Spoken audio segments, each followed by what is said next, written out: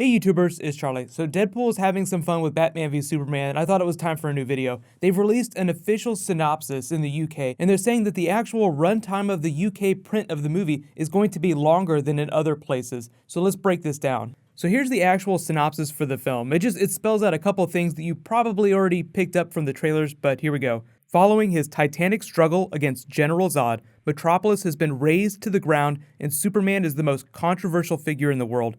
While for many, he still is an emblem of hope, a growing number of people consider him a threat to humanity, seeking justice for the chaos that he has brought to the Earth. As far as Bruce Wayne is concerned, Superman is clearly a danger to society. He fears for the future of the world with such a reckless power left ungoverned, so he dons his mask and cape to right Superman's wrongs. The rivalry between them is furious, fueled by bitterness and vengeance, and nothing can dissuade them from waging this war. However, a new dark threat arises in the form of a third man, one who has a power greater than either of them to endanger the world and cause total destruction. So the funny thing about that synopsis is that it sounds mysteriously close to Captain America Civil War. One superhero worried about other powers running around ungoverned, a third power rising up that's a danger to both potentially. To be fair, Black Panther's more of a neutral figure than a danger because he was part of the Avengers, so they'll be teammates eventually. But I just love how, collectively, comic book movies are shifting the paradigm. Think back to Marvel Phase 1 with all the Avengers' first movies, like the first Thor movie, the first Iron Man movie, and then the Man of Steel movie, all about a hero rising up, their big origin story. Now, on both Marvel and DC sides, we're in this post-war period where it's like, what do the people left living in the ashes do about it? Like, how do they deal with these superheroes given all the destruction that's happened? You know, even though a bunch of heroes try to do good things, there's a lot of collateral damage. So in Batman v Superman, that's where Batman puts the cape back on, because it looks like he put it down after Robin was killed. I think that's what they're implying by the trailer. But there is a rumor that Zack Snyder, if you ever watched the Watchmen movie, they did a flashback to the original Watchmen team, the classic Watchmen team, before they showed the modern day stuff. The rumor is that Zack Snyder will have a sequence like that before Batman v Superman, where it shows Batman before he hung up the cape and cowl. Now, he is going to be in the Suicide Squad movie, so they will deal with some of the Joker-Batman rivalry, but it's a little fuzzy as to when that happens in the timeline. I've heard that the events of that movie are supposed to happen before Batman v Superman, and it is kind of an origin story for Harley Quinn in the Suicide Squad in general, so it makes sense that they would already exist in the Batman v Superman world, so logically I guess it would take place before that. But hopefully they'll clarify that after Batman v Superman comes out, where they're like, oh yeah, Suicide Squad definitely happening before Batman v Superman in the timeline.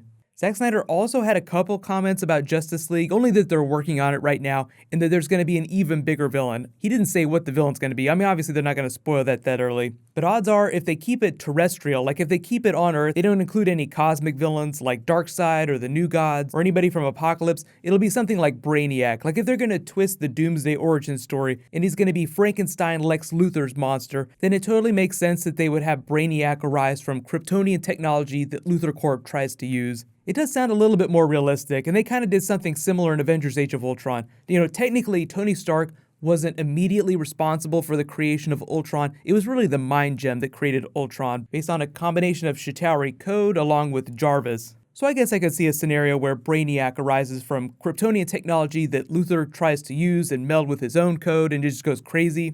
The problem with Justice League stories and stories where you use Superman, you use these big godlike figures, is that you have to give them convincing villains. And it does make sense that they would have trouble fighting an AI, just because you can't punch an AI out of existence. If you haven't been reading any post-Convergent Superman titles, they depowered him big time just to give him some more relatable problems. Although technically he's more at Golden Age power levels, like leap tall buildings in a single bound Superman. But I know a lot of you guys have been asking about the rumored review of Batman v Superman that's on Reddit. I generally try to avoid stuff like that, and most of the people I know that have at least seen older copies of the script say that there's a lot of stuff in that review that's nowhere in the movie, so it's a bit dubious. So take it with a grain of salt. It might be true, but I don't think that it is.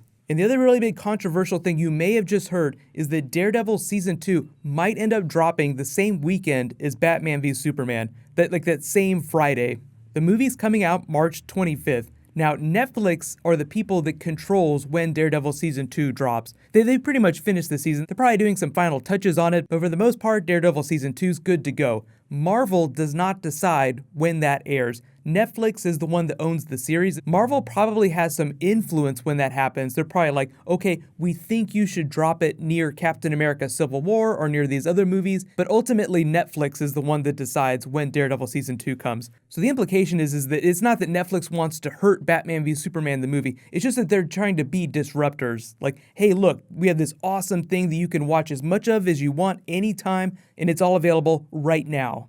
Now, March 25th is a long way off, so I have a feeling somebody in Warner Brothers' office is probably placing 10 or 15 calls to someone in Netflix's office saying, WTF, can you move the premiere date by at least a week?